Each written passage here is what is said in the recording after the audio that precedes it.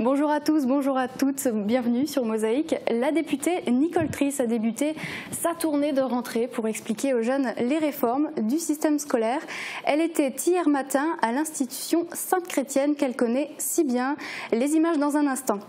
Et on continue d'en parler, c'est la rentrée scolaire cette semaine et c'est aussi le retour des publicités pour les assurances scolaires. Philippe Thierry, bonjour. Bonjour. Alors vous êtes agent général au sein de la compagnie AXA. Oui. Et vous détaillerez un petit peu plus le rôle de ces assurances scolaires et comment bien la choisir tout à l'heure. Merci. Et Sandrine est là et toi, tu vas nous parler d'une initiative toute particulière lancée par un Américain de 26 ans. Salut Sandrine. Salut. De quoi s'agit-il alors? Alors c'est un congé, on va dire un peu exceptionnel qui s'appelle congé paternité, mais en 2 mots. Et je vous détaillerai tout ça tout à l'heure. D'accord, merci beaucoup. On va tout de suite retrouver Uranie qui se trouve à l'institution Sainte-Chrétienne. Bonjour Uranie. Tu as assisté à un cours tout à fait particulier ce matin. Oui, bonjour Margot. En effet, un cours de physique assez particulier, comme tu l'as dit, où les élèves travaillaient, faisaient leurs exercices sur des ordinateurs portables. Alors, ces cours améliorés, si on peut dire ça comme ça, rappellent la mesure régionale et expérimentale du cartable numérique, qui consiste en fait à incorporer dans l'enseignement d'outils numériques du style ordinateur, tablette, pour améliorer l'apprentissage, mais aussi pour lutter contre le décrochage scolaire. Alors, il faut savoir que l'institution Sainte-Chrétienne ne fait pas partie de ce dispositif parce qu'elle a été assez visionnaire. Ça fait déjà 5 ans en fait qu'elle a intégré ces outils à son enseignement. Tu auras d'ailleurs l'occasion de parler des retombées de ces outils avec le professeur de mathématiques Clémence Frenzel. On en saura plus dans un instant, donc merci Uranie. Tout de suite, regardez les titres de l'actualité sur le secteur.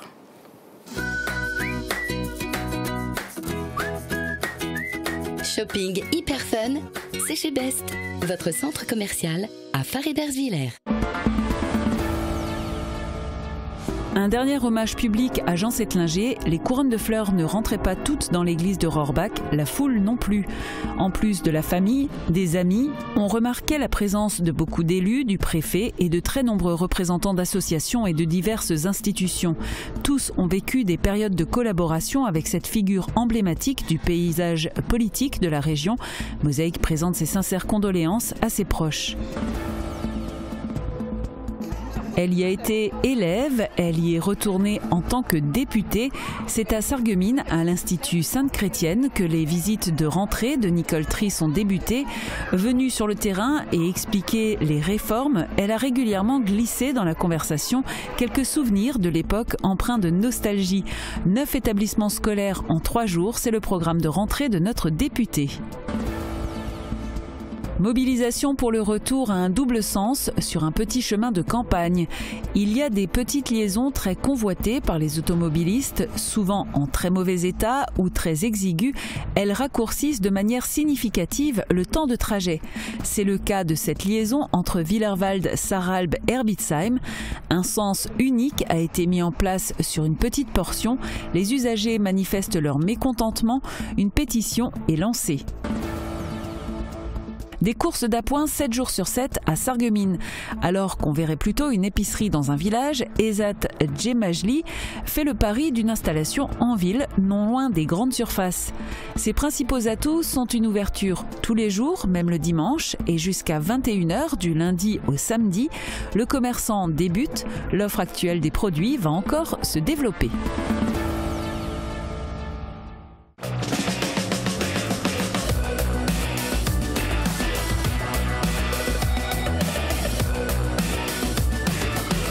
L'Aglo booste le très haut débit. Allez, dernière ligne droite pour vous qui travaillez demain. Voici les prévisions météo. Avec le Crédit Mutuel, partenaire des grands événements sportifs.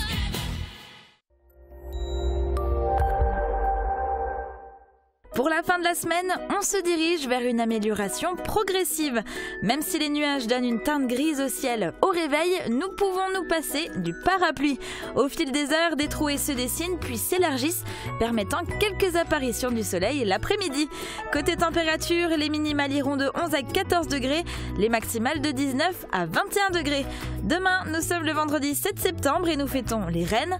Le soleil nous accompagnera de 6h57 à 20h01. Je vous retrouve retrouve dans un instant pour la suite de l'émission.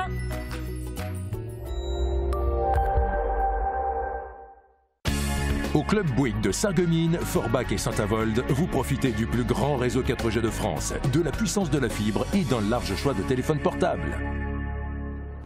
Être sur le terrain et expliquer les réformes scolaires dans les différents établissements.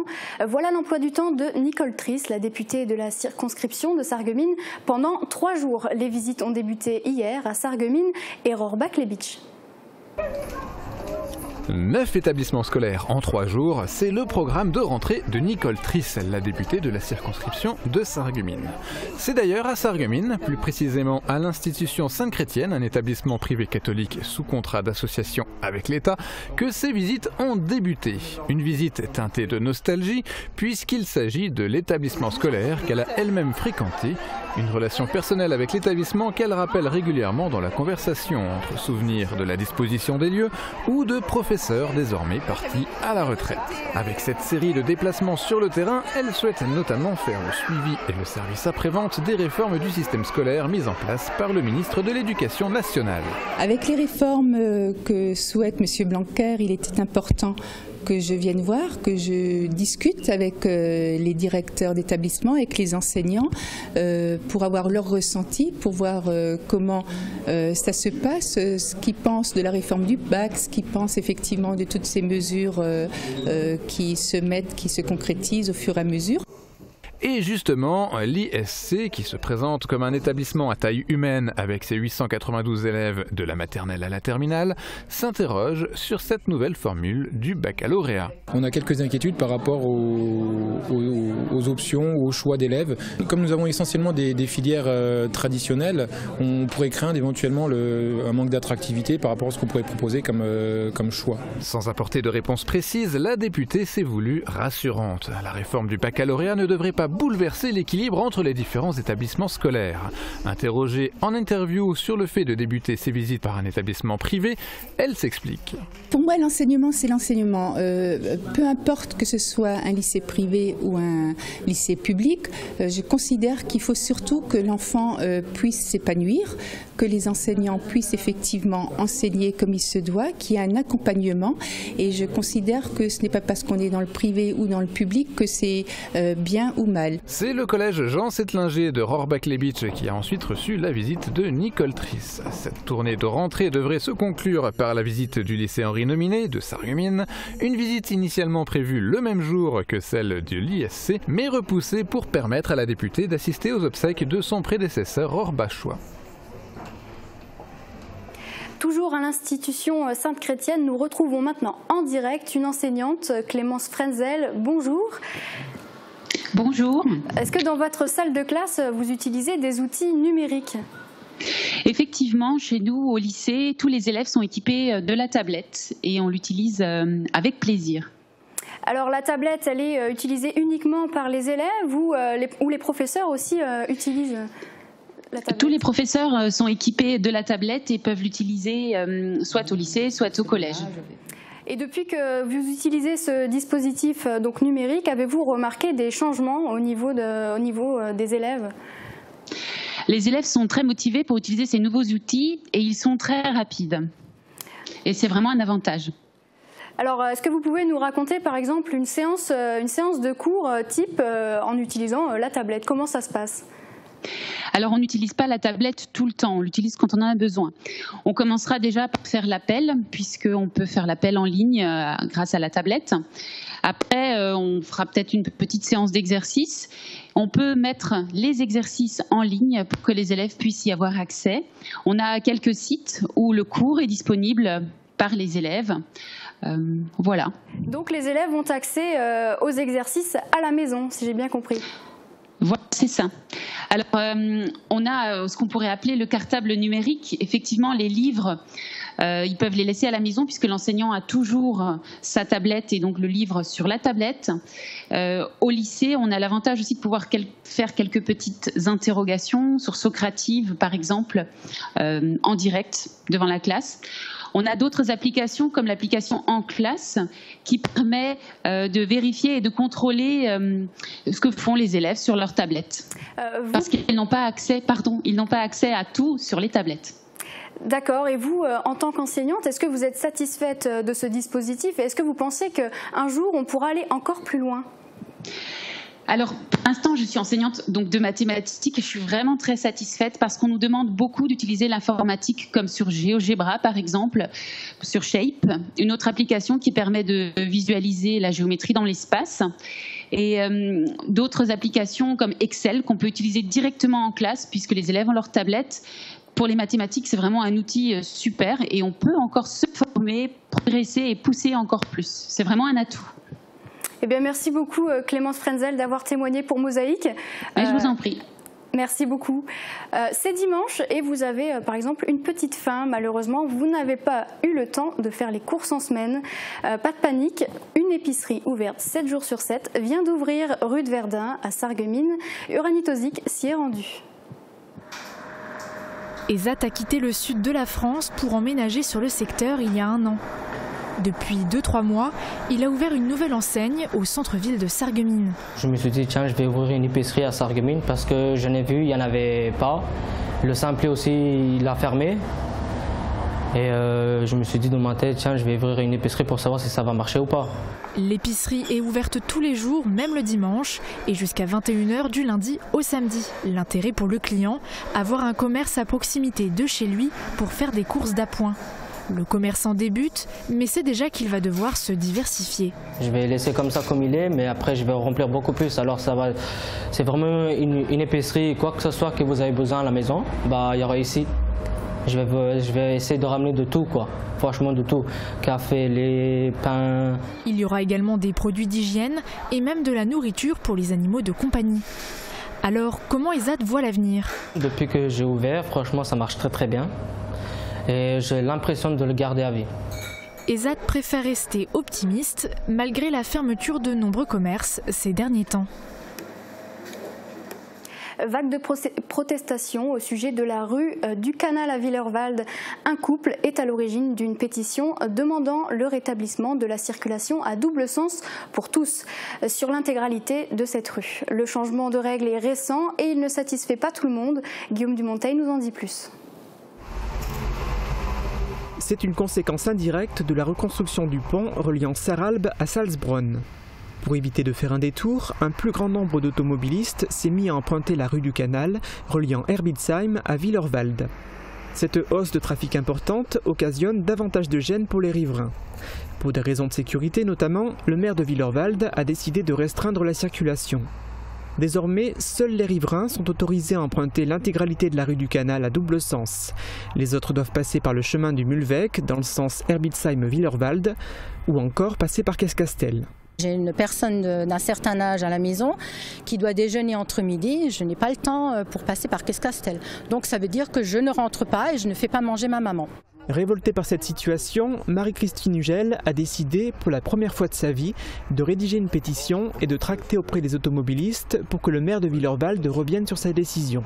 L'objectif, c'est de satisfaire un grand nombre de personnes et que tout le monde soit un tout petit peu conciliant, aussi bien les riverains et puis les personnes qui prennent la route. C'est une petite route, il faut faire doucement, on est censé, on est des adultes et voilà.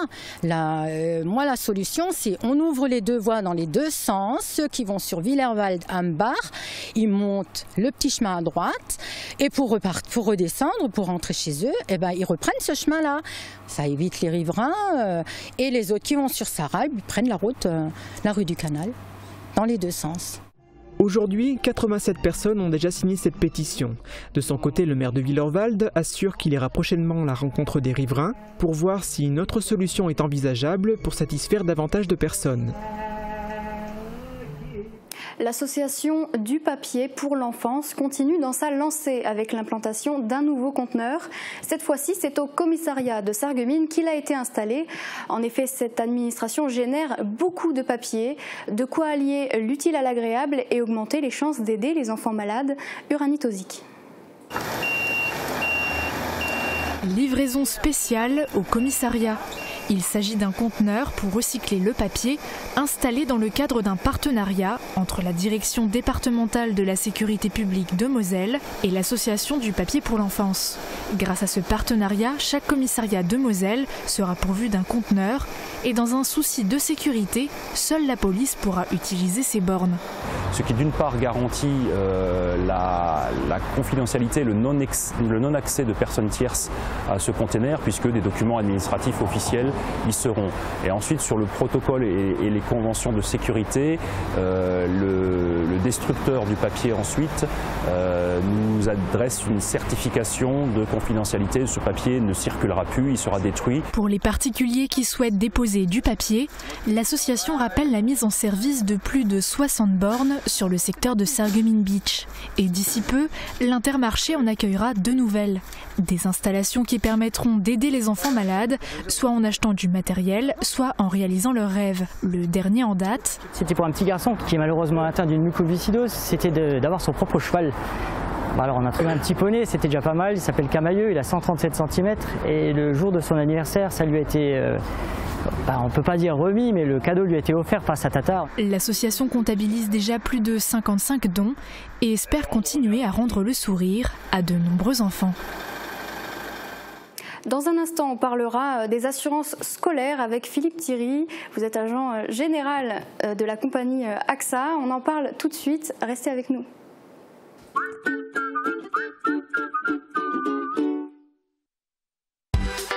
Le nouvel Intermarché de Sarreguemines ouvre ses portes. Venez découvrir votre nouvel espace de vie dès mercredi 12 septembre. Intermarché, rue Poincaré à Sarreguemines. Soyez curieux, découvrez la nouvelle saison culturelle 2018-2019 au Pays de Beach. Au programme des artistes de renom, des concerts et des spectacles empreints d'humour, de rêve et de magie. Ne manquez pas les impressionnants tambours du bronze, le singulier Luc Arbogast ou encore le Grand Ballet de Kiev dans sa magistrale interprétation du Lac des Cygnes. Rendez-vous à la soirée d'ouverture avec le French Carter Orchestra le 7 septembre à l'espace René Cassin de Beach.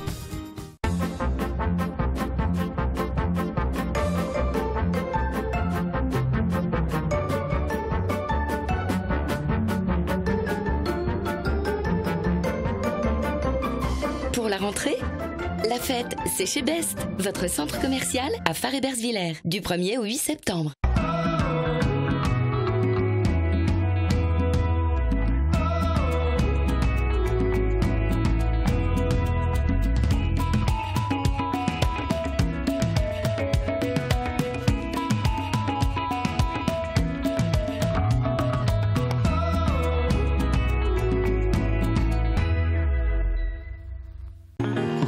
Vous l'attendiez tous? La saison culturelle de la ville de Sarreguemines redémarrera sur des chapeaux de roue dès le 6 octobre prochain. Cali, Thomas Fersen, Adamo, Labajon, Christelle Cholet, le Ballet de Kazan et bien d'autres. Tout un programme à découvrir sur www.sarreguemines.fr. Abonnement à partir du mardi 11 septembre à 10h dans le hall d'accueil de la scène de l'hôtel de ville ou directement sur le site de la ville.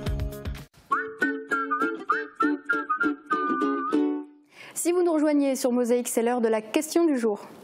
Aux États-Unis, une entreprise propose une semaine de télétravail aux salariés qui adoptent un nouvel animal de compagnie. Est-ce que vous trouvez que c'est une bonne idée? Est-ce que vous aimeriez aussi en profiter? Dites-le nous dans les commentaires. Sandrine, nos internautes, est-ce qu'ils pensent que c'est une bonne idée? Alors malheureusement on n'a eu qu'une seule réponse, donc je pourrais pas te dire si en général ils trouvent que c'est une bonne idée. Et la seule réponse qu'on a eue, c'est celle de René. Il nous écrit: une semaine de travail à la maison pour accueillir un nouveau membre de la famille, pour ainsi dire, c'est pas mal, mais je vois mal un chauffeur routier rouler avec son camion dans son salon pendant une semaine. Donc cela s'applique à une certaine catégorie d'employés seulement. Je pense qu'accorder quelques jours de congé ou de repos serait plus juste pour que tout le monde ait les mêmes avantages. Et bien sûr préciser qu'à l'animal de compagnie, un poisson rouge a besoin de moins de présence qu'un chien, voire un chat. Et le fait de pouvoir rester à la maison au début, ce n'est pas mal, mais que tout le monde ait les mêmes droits.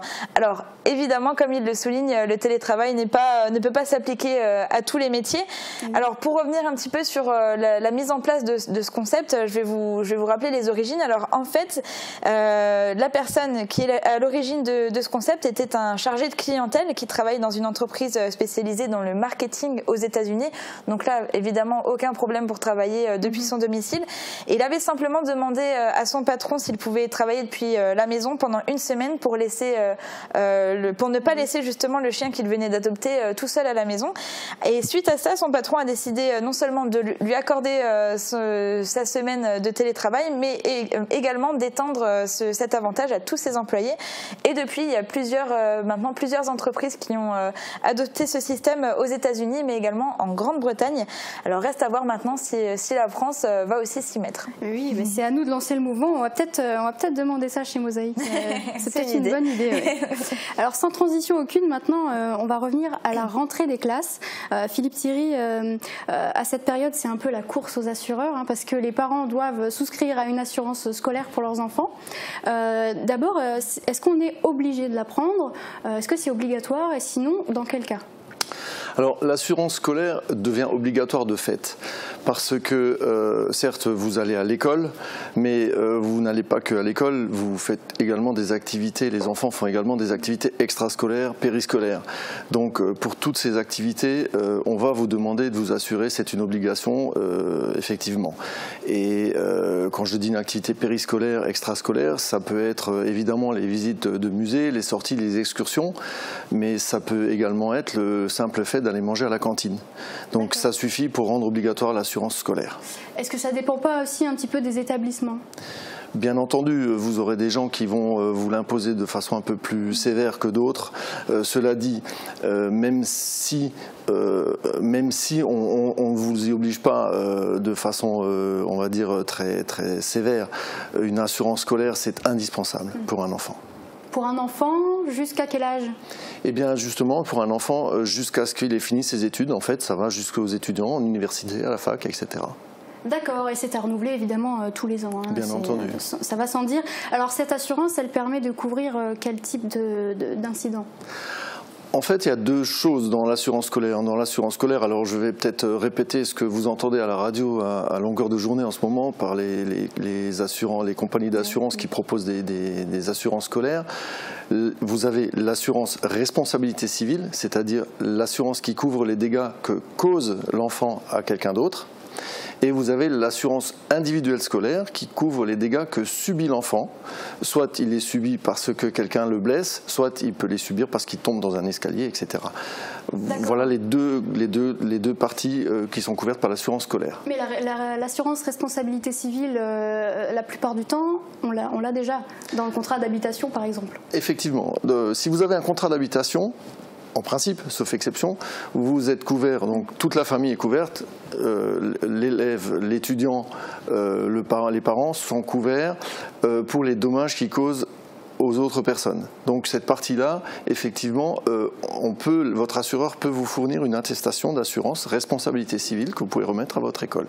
D'accord, donc on peut choisir la formule assurance scolaire sans la responsabilité civile si on l'a déjà. Vous pouvez opter, selon les compagnies d'assurance aussi, je ne connais pas tout ce qui se fait sur le marché, mais selon les compagnies d'assurance, votre assureur qui vous couvre en habitation vous fera une assurance scolaire uniquement avec la partie individuelle, puisque la partie responsabilité civile est déjà couverte. Donc vous pourrez souscrire uniquement la partie individuelle. D'accord, oui. Donc la conclusion, il faut vraiment bien lire les clauses du contrat et ne pas se faire avoir et payer deux fois pour la même couverture. Tout à fait. Même si l'écart de prix entre l'individuel simple et l'individuel avec la responsabilité civile est relativement faible, c'est pas la peine de faire un doublon.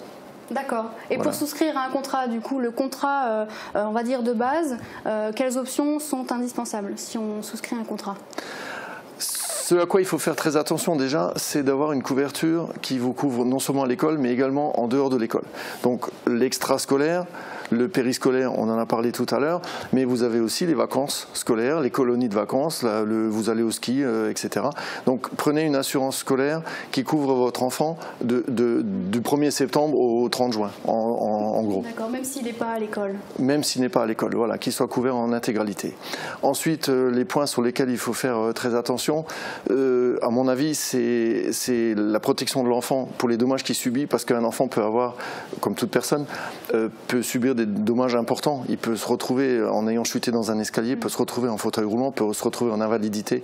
Moi, j'attire beaucoup l'attention sur le fait qu'il faut des grosses garanties, des grosses couvertures en matière d'invalidité, en matière de soins, de suivi médical, et également une autre option qui est très importante, un enfant qui ne peut pas aller à l'école pendant plusieurs semaines, qu'il puisse avoir des cours de rattrapage scolaire qui sont pris en charge par son assurance scolaire. Ça existe aussi dans les contrats d'assurance scolaire. Et au niveau des prix, ça augmente en fonction de ces options-là, justement, qu'on choisit? Voilà. Plus vous choisissez d'options, plus vous demandez de montants de garantie, notamment en invalidité. Vous pouvez avoir une couverture invalidité de 10 000 €, vous pouvez en avoir une de 200 000 €. Les prix vont grimper en fonction des garanties que vous souhaitez prendre, oui, effectivement. D'accord. Et si, par exemple, mon enfant commet un sinistre plus conséquent, je ne sais pas, il met le feu à l'école, ça c'est pris en charge ou pas du tout? Alors si votre enfant met le feu à l'école, oui, ça sera pris en charge par l'assurance responsabilité civile, évidemment. Donc c'est la partie responsabilité civile qu'elle va couvrir puisqu'il cause un dégât à quelqu'un d'autre. D'accord. Au niveau des prix, les marques de grande distribution, par exemple, on ne va pas les citer, mais la grande distribution, voilà, souvent propose des tarifs assez bas, parfois même imbattables, qui remboursent parfois autant, voire mieux, les frais de prise en charge. C'est pas normal. C'est pas normal, oui et non, si c'est normal parce qu'on trouve de tout aujourd'hui sur le marché. Vous avez aussi des souscriptions possibles par internet, c'est le même principe. Simplement, il faut savoir ce que vous voulez. Vous pouvez souscrire une assurance simplement pour avoir un papier.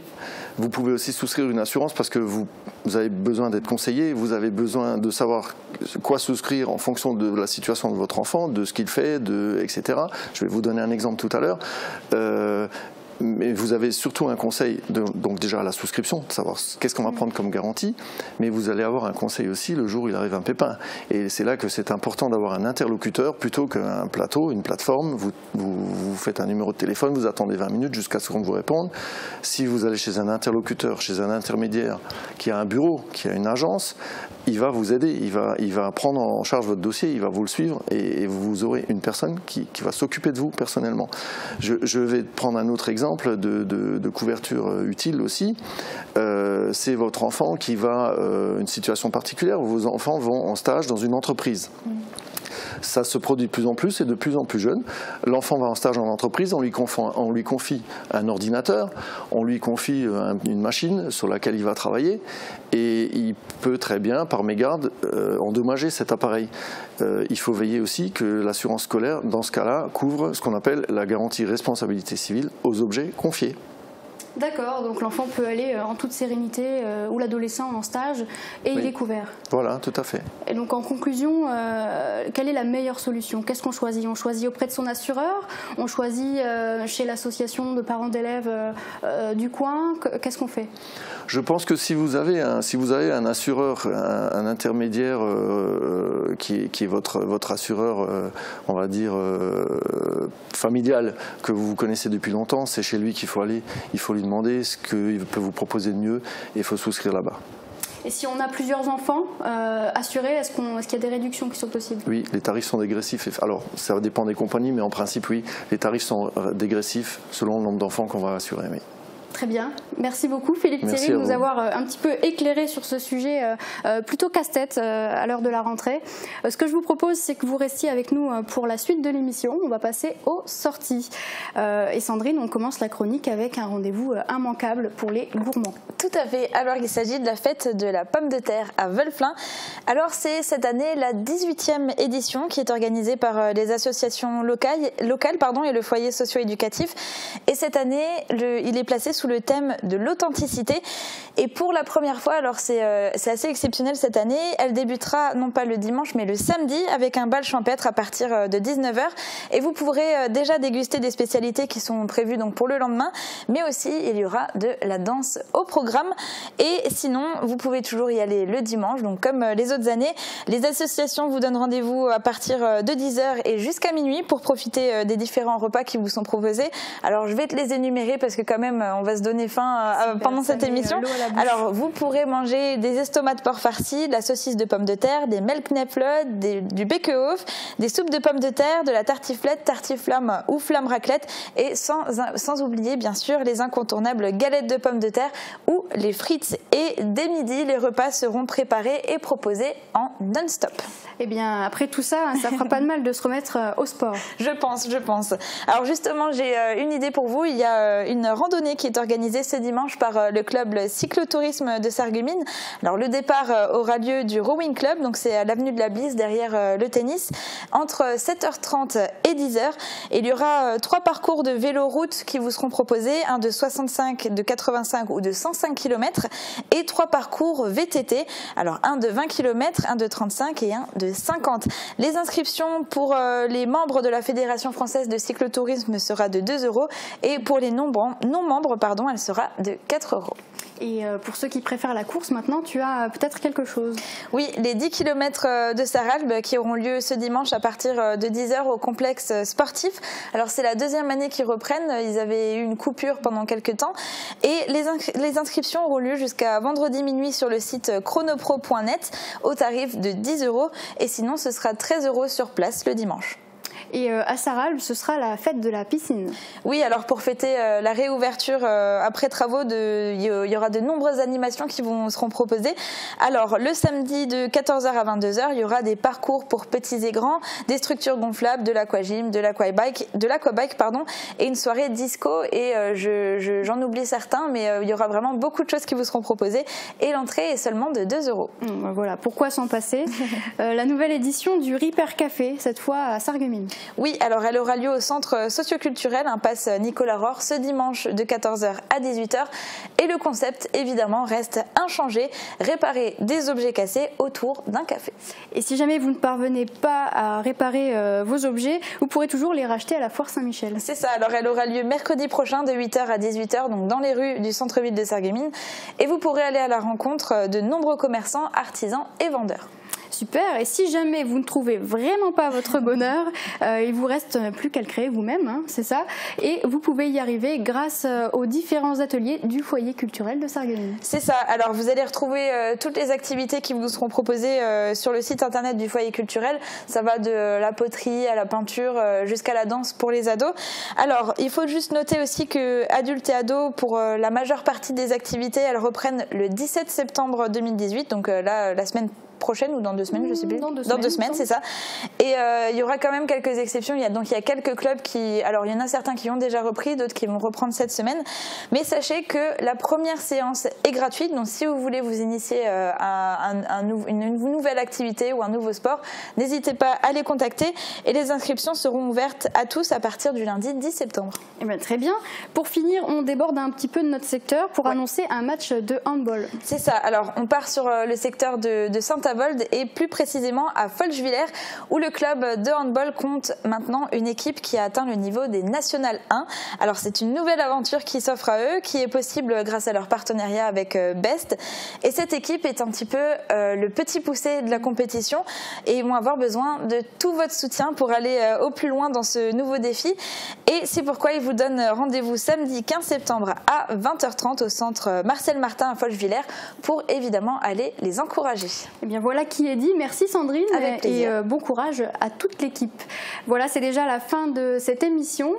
On se retrouve demain à midi en direct avec Uranie. Bonne journée à tous sur Mosaïque.